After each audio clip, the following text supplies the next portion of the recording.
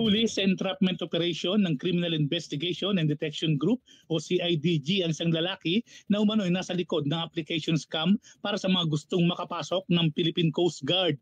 Ito ay base na rin sa direktiba ni PNP Chief General Romel Francisco Marbil na paigtingin ang mga operasyon laban sa lahat ng klase ng kriminalidad sa bansa. Dinakip sa isang fast food chain sa Espanya Boulevard sa Maynila ang suspect na kinilala sa alias na si Morris. Nasa akto itong tinatanggap ang mark money mula sa isang aplikante ng PCG.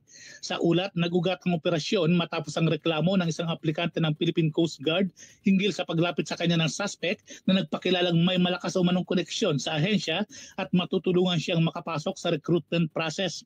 Sinisingil ng suspect ang aplikante ng halagang 350,000 pesos para sa garantisadong pagpasok sa PCG at nagkasundo silang magbibigay ng paunang bayad ng aplikante nitong Biyernes.